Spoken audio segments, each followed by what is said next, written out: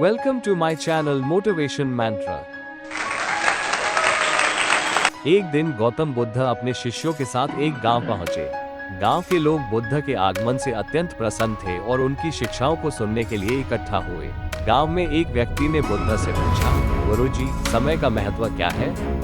लोग कहते हैं कि समय सबसे बड़ा धन है, लेकिन मैं इसे समझ नहीं पाता। बुद्ध मुस्कुराए और बोले, मैं तुम्हें समय का महत्व एक कहानी के माध्यम से समझाऊंगा। गौतम बुद्ध ने कहा, बहुत समय पहले की बात है। एक गांव में एक व्यक्ति रहता था। वह अपनी जवानी में अपने समय को व्यर्थ की बातों में बर्बाद करता था। उसके माता पिता ने उसे समय का महत्व समझाने की कोशिश की, लेकिन उसने उनकी बातों को नजरअंदाज कर दिया।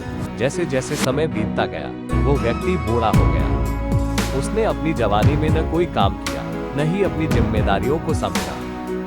उसने अंत में सोचा, अगर मुझे एक दिन के बजाय एक साल भी मिल जाए तो मैं इसे अमूल्य तरीके से जीऊंगा।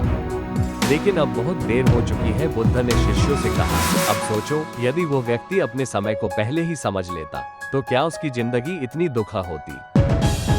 एक शिष्य ने पूछा, गुरुजी, तो हमें अपने समय का उपयोग कैसे करना चाहिए? समय का सही उपयोग वही कर सकता है जो इसे अपने जीवन के लक्ष्यों और कर्तव्यों से जोड़ता है।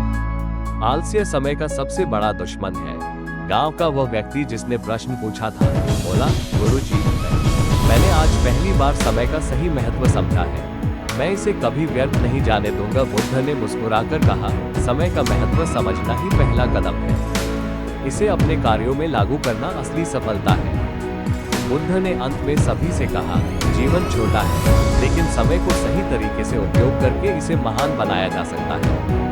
हर पल अमूल्य है। ये कहानी हमें सिखाती है कि हमें हर पल को महत्व देना चाहिए और अपने जीवन को उद्देश्यपूर्ण तरीके से जीना चाहिए।